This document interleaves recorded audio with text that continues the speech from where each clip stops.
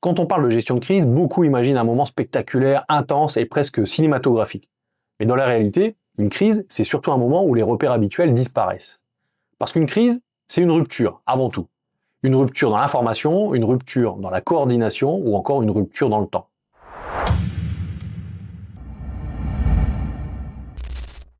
Le leader n'a plus le confort du fonctionnement normal. Il doit diriger dans l'incertitude la plus totale. Ce qu'il faut comprendre avant tout, c'est qu'une crise ne crée pas des compétences nouvelles. Elle révèle ce qui est déjà là. Un leader clair devient encore plus clair. Un leader confus devient dangereux. Et les travaux de Weick sur le sense-making montrent que dans une crise, les individus ne cherchent pas d'abord des solutions. Ils cherchent du sens, curieusement. Oui, c'est humain, c'est comme ça. Ils cherchent quelqu'un qui puisse dire « voilà ce qu'on sait, voilà ce qu'on ne sait pas, et voilà comment on avance ». Ce rôle-là appartient au leader, qu'il le veuille ou non. Dans une crise, le leader devient un point fixe dans un environnement complètement instable. Il doit être la personne qui rassure sans mentir, qui calme sans minimiser et qui décide sans trembler. La première responsabilité du leader en cas de crise, c'est de stabiliser, c'est-à-dire stabiliser le cadre, stabiliser le rythme, stabiliser les émotions. On ne peut pas diriger des gens qui sont complètement paniqués, ça paraît évident. Mais on peut diriger par contre des gens inquiets, mais pas paniqués. Il faut les rassurer. La deuxième responsabilité, c'est de clarifier l'action. Une crise crée une avalanche d'informations, parfois contradictoires, parce que le leader doit filtrer. Il doit dire ce qui compte et éliminer le bruit. La troisième responsabilité, c'est de protéger l'équipe. Une crise épuise émotionnellement et physiquement. Le leader doit surveiller l'état de chacun, même si la situation bouge vite. Il doit donc garder ses forces vives, capables de tenir dans la durée.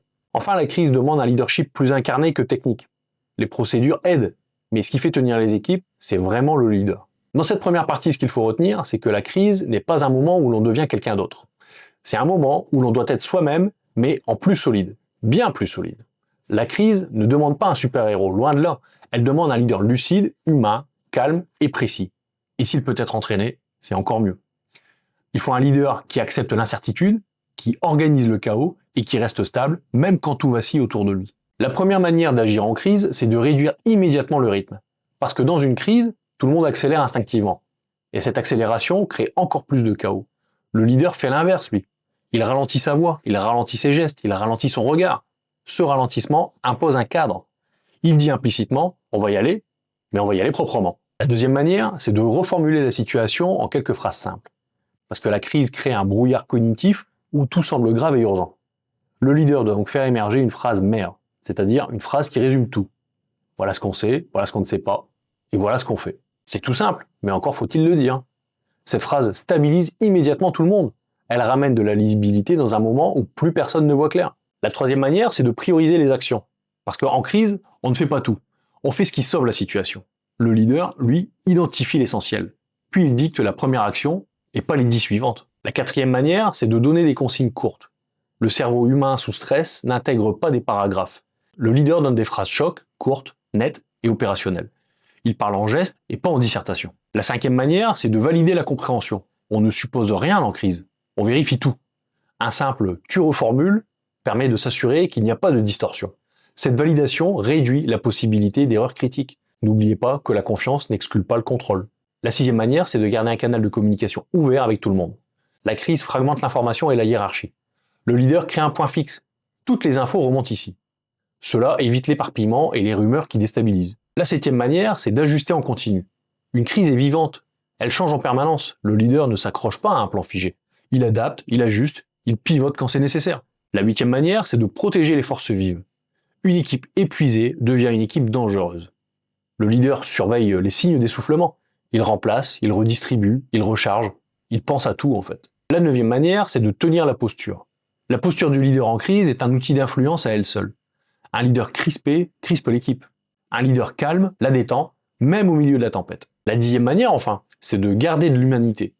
Une crise n'est pas seulement un problème technique, c'est un choc émotionnel. Le leader doit parler aux personnes, pas seulement au rôle. Il doit tenir la dignité humaine au centre de l'action. L'humain avant tout. Donc ce qu'on retiendra de cette deuxième partie, c'est que diriger une crise n'est pas un art spectaculaire. C'est une discipline, ni plus ni moins. Une discipline faite de gestes simples, répétés, précis, qui permettent de garder le contrôle quand tout semble incontrôlable. Un leader discipliné en crise donne de la force à toute l'équipe. Ce qu'on remarque dans les équipes qui sortent renforcées d'une crise, c'est qu'elles ne se contentent pas de survivre. Elles apprennent, elles grandissent et elles se solidifient. La première manière de transformer une crise en progrès, c'est de la débriefer rapidement. Pas pour chercher des coupables, mais pour comprendre ce qui a fonctionné et ce qui doit être amélioré. Alors le leader peut poser par exemple 3 questions simples. Qu'est-ce qui a bien marché? Qu'est-ce qu'on doit améliorer? Ou encore, qu'est-ce qu'on garde pour la prochaine fois? Et ces questions transforment la crise en apprentissage au lieu de la transformer en traumatisme. Il faut développer la culture du retour d'expérience. La deuxième manière, c'est de reconnaître publiquement les efforts de l'équipe. Parce que la crise fatigue, elle épuise, on s'en doute. Le leader doit dire qu'il a vu les efforts. Et cette reconnaissance-là recolle petit à petit les morceaux et répare la fatigue morale. Ça paraît peu de choses, mais c'est important dans la réalité. La troisième manière, c'est de rétablir le rythme normal dès que possible. On ne peut pas rester en mode crise trop longtemps. Le leader doit faire redescendre la pression. Il ramène de la routine, de la normalité, de la stabilité. La quatrième manière, c'est de capitaliser les compétences acquises. Une crise révèle des talents, des initiatives, des maturités nouvelles. Le leader doit donc identifier ses points forts. Et ensuite, il s'en sert pour renforcer l'équipe à long terme. La cinquième manière, c'est de partager la vérité. Une crise crée des fantasmes, et les fantasmes créent des peurs. Le leader raconte ce qui s'est passé et calmement, parce que la transparence referme les brèches émotionnelles. Et tout le monde en a besoin. La sixième manière, c'est de renforcer les liens humains. Une crise rapproche quand elle est bien gérée. On a vu qui tenait, qui soutenait et qui devenait fiable. Ces observations créent une nouvelle carte des relations dans l'équipe. C'est donc une sorte de nouveau sociogramme qui se met en place. La septième manière, c'est de féliciter la résilience collective. On peut dire par exemple, on a traversé ça ensemble. Et là, ça va construire une identité d'équipe.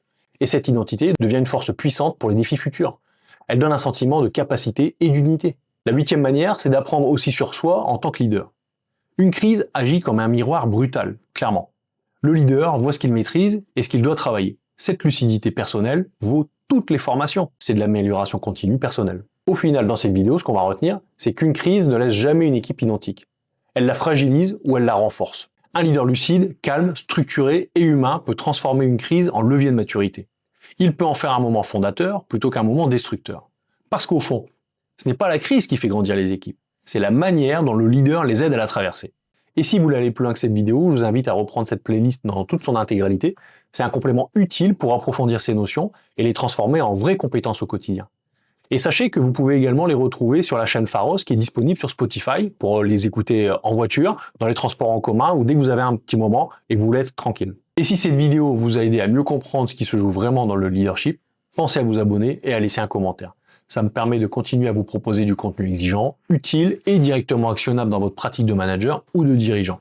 Alors on se retrouve très vite pour la suite et d'ici là, prenez soin de votre leadership parce que c'est votre meilleur outil pour faire grandir les autres, mais surtout pour continuer à grandir vous-même. À très bientôt.